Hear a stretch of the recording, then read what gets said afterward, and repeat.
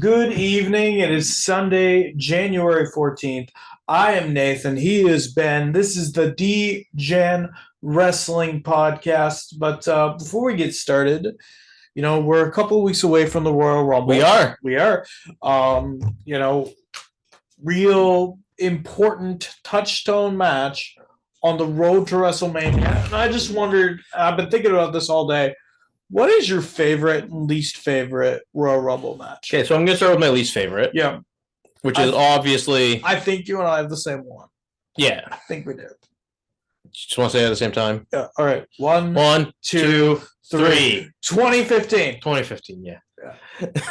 So here's the thing. It slipped my mind which I was going to say. Sorry. I did not accidentally say the wrong year. Yeah, it's 2015. It is 2015. So here's the thing about, I know WWE has a couple of Royal Rumbles that we dare not mention. There was the 40-man one in 2011, but at least it's trying to do something different. It dragged a little bit, but it tried.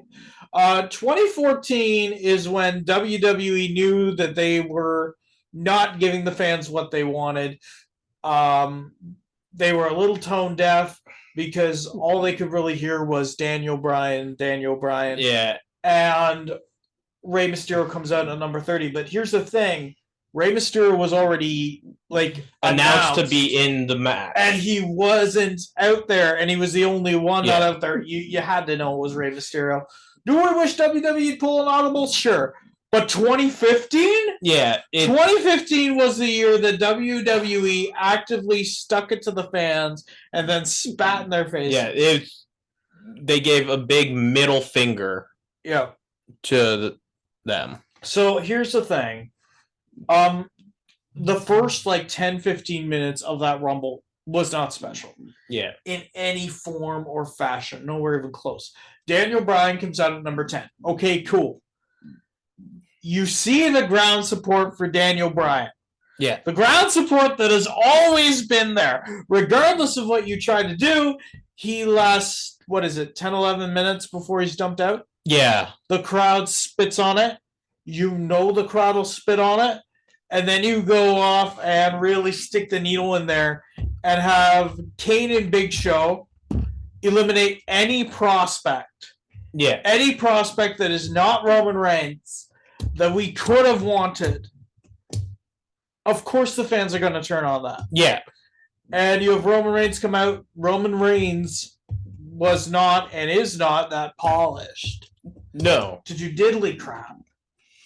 No, I think actually his match this year at the Rumble is going to show that because he's not going to have his slow down and talk to the crowd moment because there shouldn't be many moments when the crowd, when all three of the opponents are down. Well, the thing this year is he can wrestle as slow as he wants. He doesn't even have to be in 80% of the match, so I think he's going to be fine. But I mean, he won't have the typical spot. No, he won't have it. But we don't know that he won't have the typical spot. It is Roman Reigns. He sucks the talent out of everything. But anyways, back to what we were talking about. Yeah.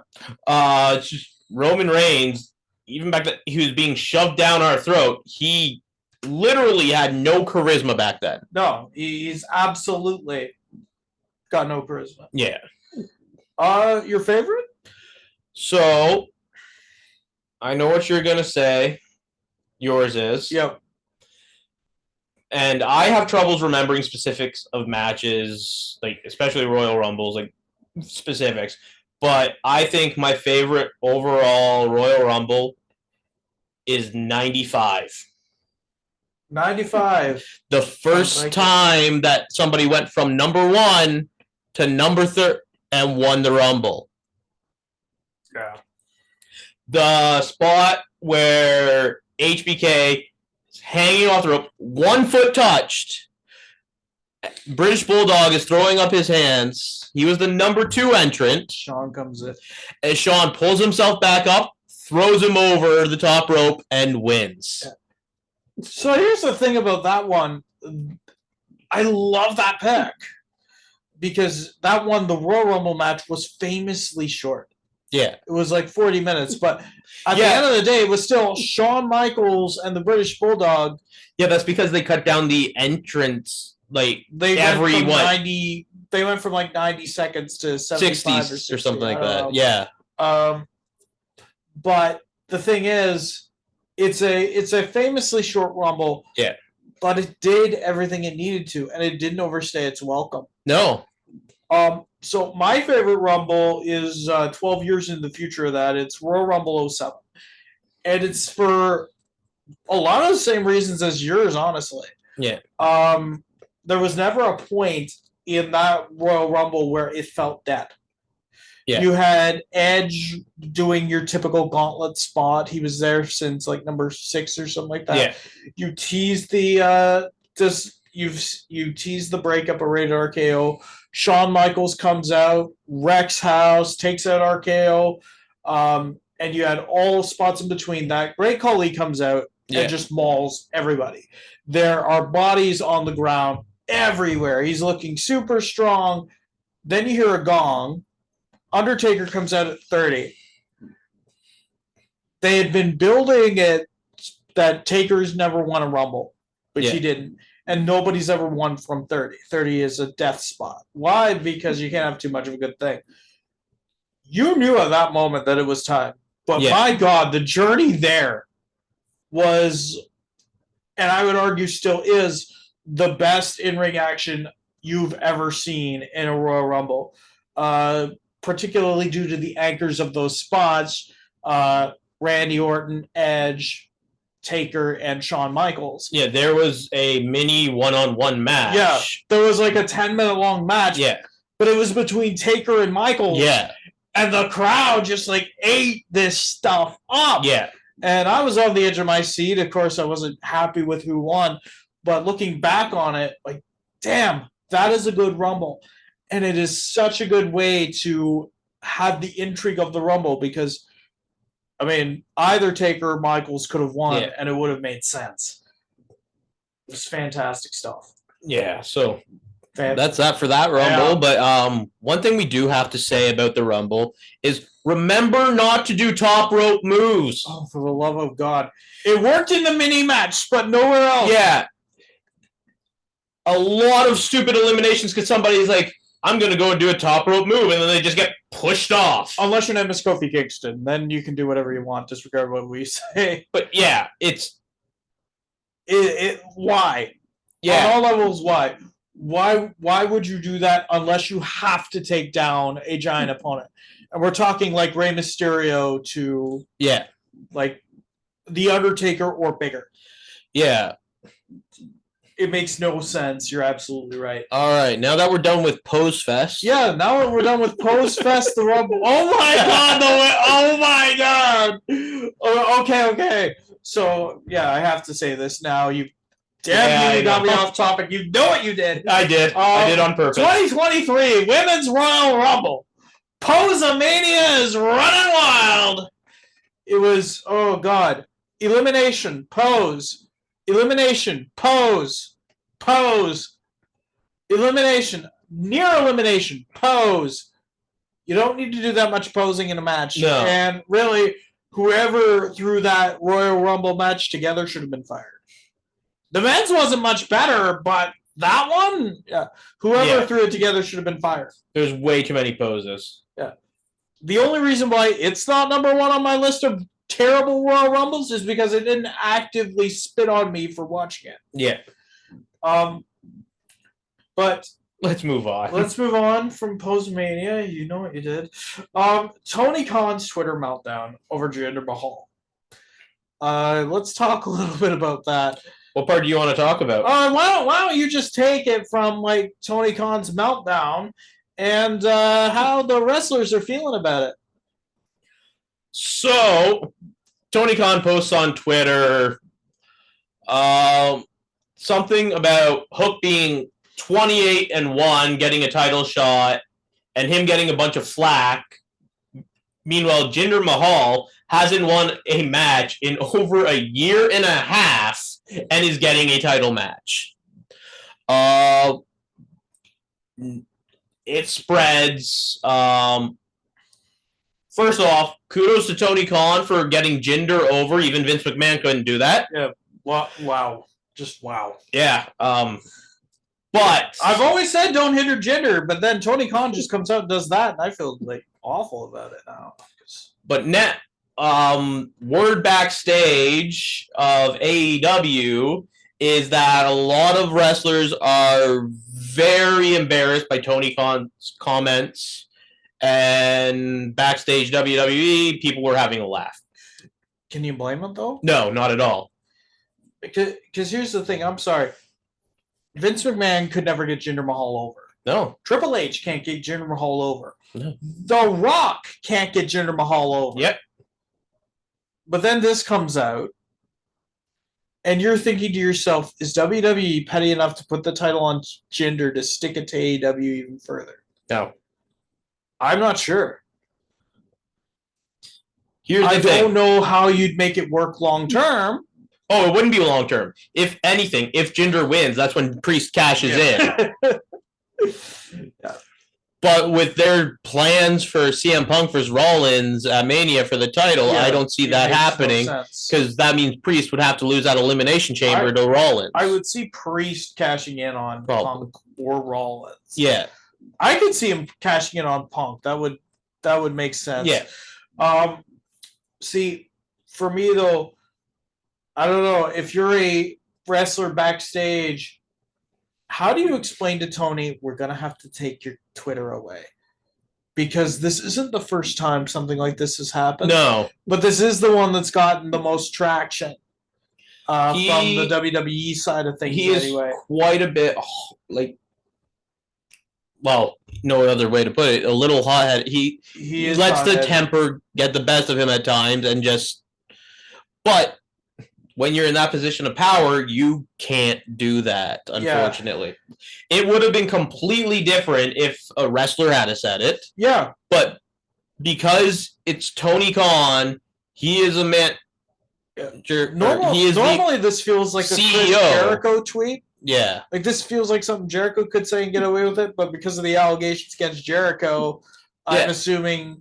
Jericho's got the Jericho and the know-how to keep quiet. Yeah, Jericho wouldn't have been able to get away with it right now either. Yeah. But pretty much any wrestler could get away with it. But he's not a wrestler. He's not one of the boys. The CEO, the owner of the company, cannot do that. No. It's not a good look on the company's management. And it's not a good look on the company's talent either. No. Because the thing is... yeah, of course, you have all the power to book whatever you want. Of course, you could have booked Hook earlier if you were in that big of a... yeah. If you were that high on Hook. But yet you're talking from this position of power as a wrestling fan. Yeah. You should not be a wrestling fan. You should be a CEO telling people what your company has to offer above that. I wouldn't mind if your PR made a big deal out of this. Yeah. But you? No. No. But is what he says, does it have traction? Does it have traction? Yeah. Like I can't find anything wrong with what he said. I'll give him that. There's nothing wrong with what he said. The problem is it's him. It's how he said, why it came out, and everything afterwards. Yeah. It's him. He could have channeled it into something positive on Dynamite or Rampage. Yeah. Throw a little shade. That's where your AEW fan base is.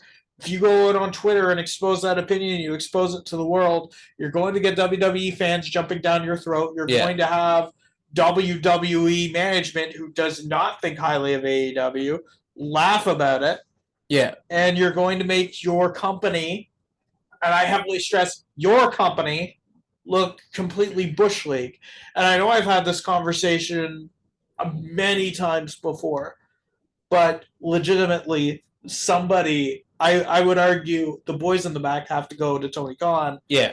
And at this point threaten a walkout or something along those lines to check Tony Khan for the good of his company. Like you've got people in positions like Kenny Omega, the Young Bucks, any of those guys who, by the way, I'm not fans of either, but they would never go and do this. No. And they're in positions of power where you would think that before you do something like this, as a chairman, you would go to and say, is this okay? Yeah. And I know they tell you no. Yeah. I do want to, on a more positive note for Tony Khan, it's been said that the two people calling Sting's last match against the Young Bucks, which, by the way, is what Sting wanted. Yep.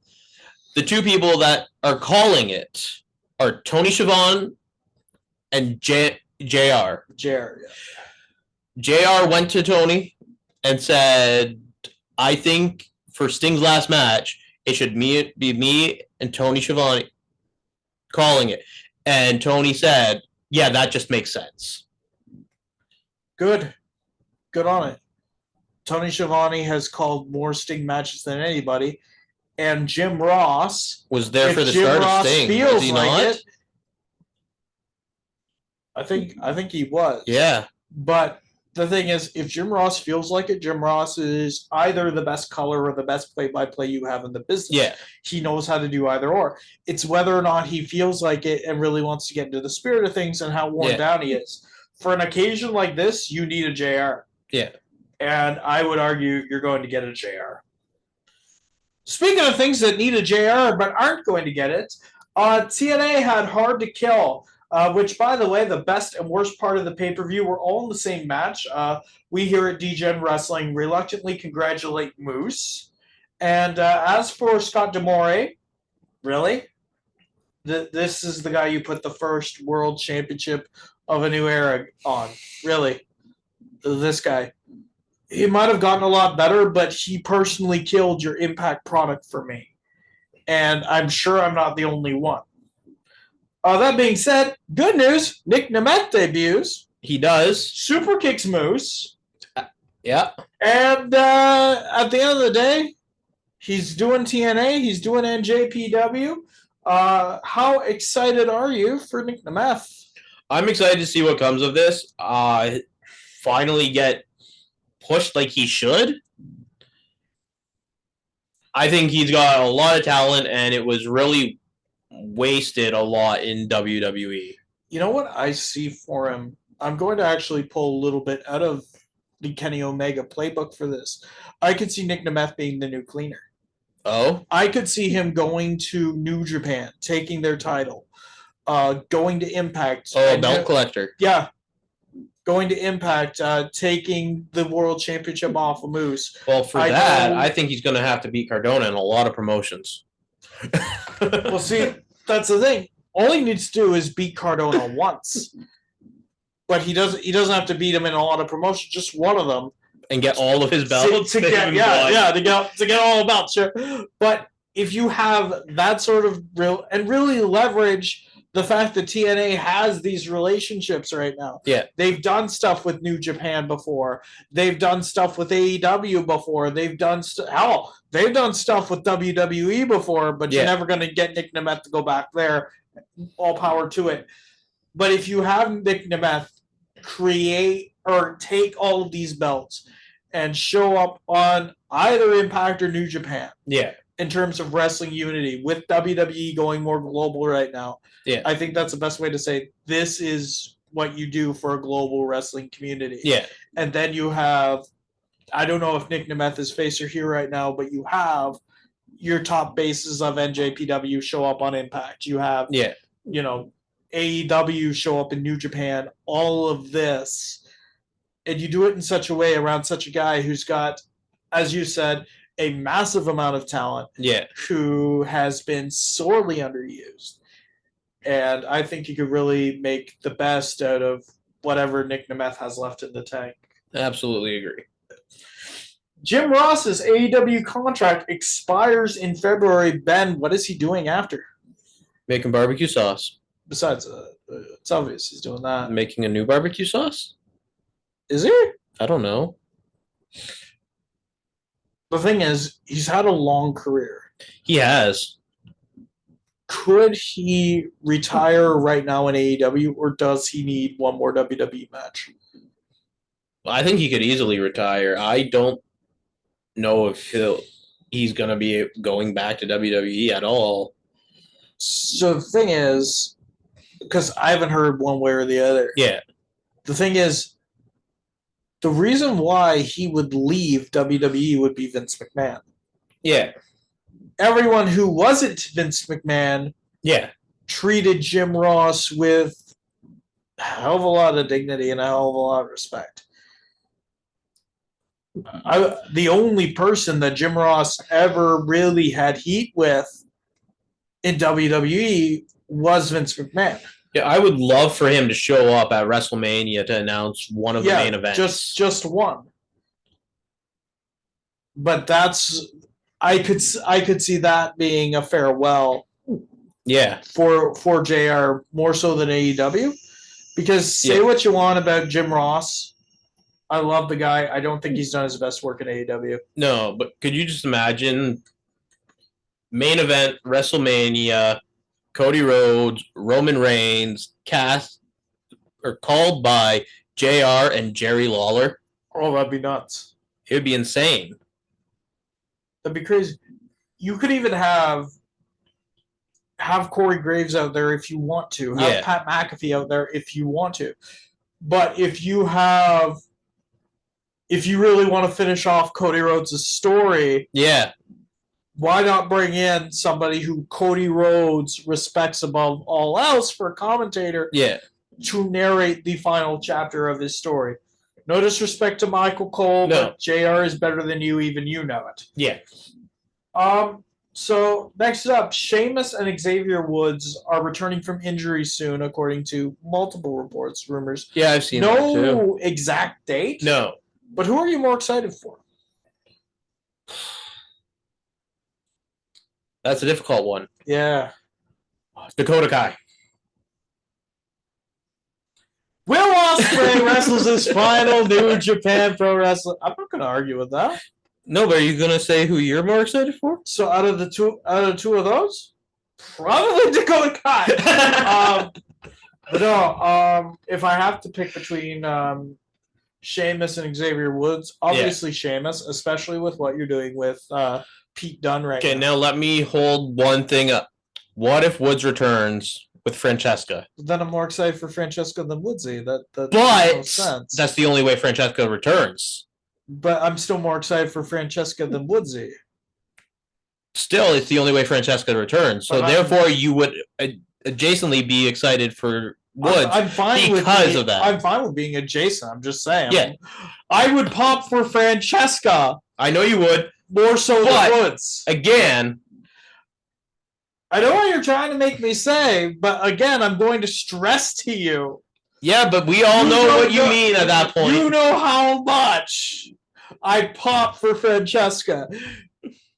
One of the best things Woodsy's ever done, probably the best thing by a country mile that Woodsy's ever done, is Francesca. She gets her own name. She gets a crowd chant. Play Francesca. Why? Because Francesca's amazing. If somebody uses Francesca as a weapon, especially against the New Day, there's major heat because Francesca got hurt. At the end of the day, out of those two, definitely Dakota Kai. Yeah. If I have to choose between those two, Sheamus for the story, Francesca for the pop. All right. Will Ospreay wrestles his final New Japan Pro Wrestling match. He does. Ben, he's going to AEW. He is. But can he live up to that counter? I don't see why not. Dude. He's already been doing matches with AEW here and there. I think you know which counter I mean. The Okada counter. Okay, that one. The Okada counter. That was absolutely beautiful. But Will Ospreay is always coming up with new and inventive ways to counter things. If anybody is like good at countering things, that Will Ospreay. Yeah, that is one of the top. Like I put it in my top 3 counters of all time. Yeah. If you haven't seen the counter, I'm sure the match is good. It's Okada versus Ospreay. Yeah. We haven't seen the match all the way through. At least I haven't. I haven't seen it all the way through. I've seen bits and pieces. But that counter, oh my god, Yeah. Thing of beauty. Thing of beauty is what it is. And speaking of thing of beauty, it's time for a match of the week. All right. So this week, we really were disappointed that we decided to do a match of the week instead of a segment of the week. Yep, we really did. Because Nathan, well, especially Nathan. Oh, you're saying Nathan really. Nathan, you marked out over it before I did. I did, but that's because I watched it a little earlier than you did. Details. Judgment Day. Live, laugh, love. That's all you gotta say. The thing is, when WWE does comedy, 95% of it is completely terrible. But the 5% you do, that is pretty well all encompassed by R-Truth at this point. Yeah. Is so golden. It is so outlandish, and the video segment was so terrible that it was fantastic. Absolutely. The obvious photoshops, the babies, the AI babies. But our match of the week, Tom and Nick Mysterio, is Latino World Order versus Legendo World Order, something like Legando Fantasmo. But they're calling it Legando or Legendo World Order or something like that. It's not a good name. No, Joaquin Wilde went crazy in that match. I mean, as did everyone. Yeah. But Joaquin Wilde's just athleticism shone brighter than anyone else's in that match. Oh, yeah. Like we were talking about it, it is so scary. Yeah. The difference between Joaquin Wilde and Cruz del Toro. That isn't to say that Cruz is bad athletically by any means. No. He got different styles, sure. But Joaquin? I want to see a one-on-one match against Andrade with him. Oh. Or not Andrade. Santos. Well, I don't know why I said Andrade. But still, Andrade, throw him in there too. Fuck. Well, if you're gonna be at that point, throw in Dragon Lee too. Yeah. Be a great match. But that being said, fantastic match. And the thing about that match is nothing really dragged, nothing fell out of place. No. You did not have Bianca Belair doing Randy Orton's awesome stutter step 36 times in the match, which does not really help her. Just makes her look like she's got restless leg syndrome. I'm sorry, I'm venting. You are, but it's a split step. It's an actual tactic. I know it has uses, whereas you really don't. But the thing is, it was still shit. It was still shit. It was annoying. If you're going to use something like that, you don't want to look at it as annoying. No. You want to look at it as a tactic. She didn't do that. But so the saving thing there for me at least was, for some reason, Bayley never targeted her legs. Yeah. For some reason. So she could just keep doing it. But yet, no, I get really annoyed with her hopping and skipping, and she's not a good face. She isn't. That crowd was dead. I know we're talking about the worst. We'll get back to LWO versus LWO. Well, I thought we said everything we could about it. No, LWO was great. Yeah. Go watch that match if you haven't seen SmackDown. It's the first match. It's not. Yeah. Nothing to owners. However, God, that Bianca Bayley match, it doesn't make sense from any angle that you look at it. God,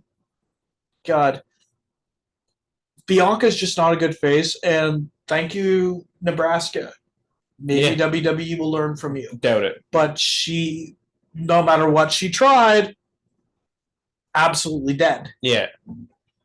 And here's the thing, if she would slow down about 10 to 15%, the match would have rolled a lot better and been a lot smoother, even with the weird ending that makes very little sense. Yeah.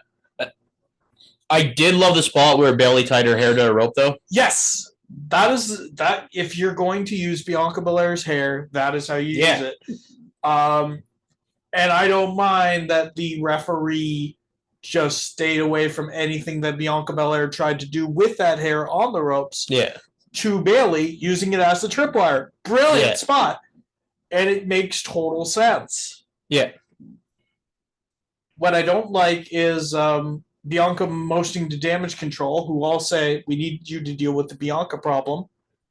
How Damage Control deals with the problem, regardless of if it's Bailey or not, would be to run interference on the Bianca problem that they all acknowledge was a problem. Yeah. Why do you not do it? On top of that, why do you have the referee telling Damage Control, like, on the road to kicking them out for doing nothing? Yeah. It makes no sense. And when I agree with Kevin Patrick and Corey Graves, I shouldn't agree with both of them. No. And they shouldn't be looking dead and dumbfounded as to why this segment or why this spot exists. No, Bailey had the ref distracted for a good amount of time. Yeah. All Damage Control had to do was attack Bianca, throw her in the ring, hit her with like one or two finishers outside the ring, throw her in. Bailey hits what I don't know what her finisher is right now because she hasn't been doing the belly to belly as recently. Could hit like a slap and it'd be fine. Yeah, but she hasn't really been doing the belly to belly recently, so. But at the end of the day, it makes no sense. No, none at all. And if it completely breaks a match, maybe the spot shouldn't have been in there. Yeah. I know what it's trying to do. It's trying to further dissolution and Damage Control. Yeah. But if Bailey does everything right for Damage Control to be rational and attack, do it. If Bailey accidentally were to say, because I know there was a lot of action outside of the ring, if she was to shove Bianca into an EO or an Asuka and they were to get flattened out by a clothesline, then sure, I can understand it. Yeah. But Bailey literally did everything right. There is no building of tension there. No. It's not like the LA Knights, AJ Styles miscommunications, which were handled a lot better. Oh, they were handled really well. Yeah. It's just... Yeah, but enough of that match. It doesn't make any sense. Speaking of which, I have a theory, and I'd love to throw it by you. And I know this isn't on the rundown or anything like that. It just got me thinking. Would you be able to tolerate the bloodline more if the whole idea is the bloodline is free to do whatever they want? Ruin matches, they can have their promos, etc., as long as Roman Reigns pays the price every single time. Like say for example, like what happened with Nick Aldis beforehand, the ruining of the event, the celebration. Now it's a fatal 4-way. They come out on SmackDown. They ruin the match. They get put in the main event, so they can't ruin it. Yes. No, I wouldn't be able to. I still wouldn't be able to stand the bloodline. Would that be a good idea though? Like just something to vary it up. It'd be something to change, but I think it would still just be the same old because they wouldn't stop. Roman actually wouldn't pay a price. But that's the thing. Roman would pay it. Like the way I do it is, okay, so you ruined a match by coming out. I'm going to make sure you can't do that in the Fatal 4-Way. Both Solo and Jimmy Uso are banned from ringside. Which again means nothing because that's still going to happen. It happened It happened many times. But yeah, I know. But the thing is, then you follow up if it happens again. You fire them immediately. Yeah. And you strip Roman. You vacate the title.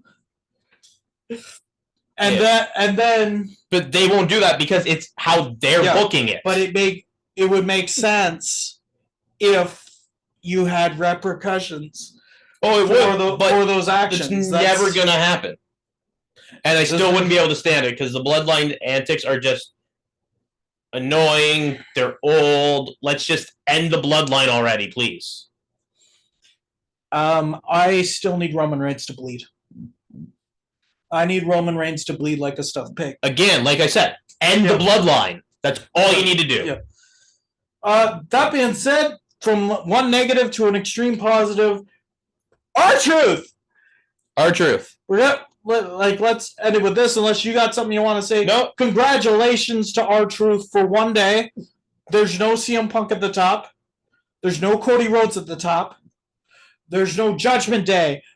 Well, there is Judgment Day. There's no traditional Judgment Day. There's no Bloodline. What are you talking about? R-Truth is traditional Judgment Day. There is only the greatest member of the Judgment Day. All I'm saying, other than Dominic Mysterio, R-Truth number one. All I'm saying is the names on that shirt read Finn Balor, Rhea Ripley, Dominic Mysterio, Damian Priest, and R-Truth. There is no JD McDonough anywhere on those shirts. Even the ones that Finn, and Damian, and Dom wear.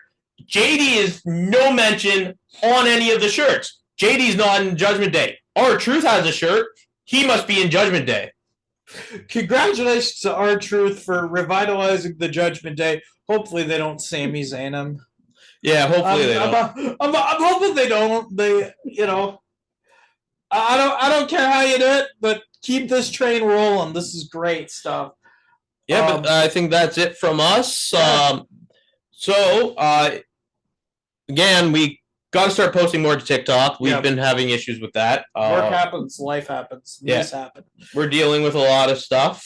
Just nothing like terrible. Just a lot of headaches and not feeling great. Headaches, back pain, nausea, heartburn, indigestion, upset stomach, diarrhea. But Yay, Pepto-Bismol. No Pepto-Bismol. No? Oh. I don't know if you've had this stuff, but it coats your stomach. Yeah, it does. And then, I find that you can't go afterwards. Let's see, I don't have the issue. We'll see. I have it where I can't go after. But anyways, that's off topic. Follow us on TikTok. We'll hopefully be posting more there. We'll hopefully be posting more on YouTube as well. And, well, I guess, as they say in the Judgment Day, live, laugh, love.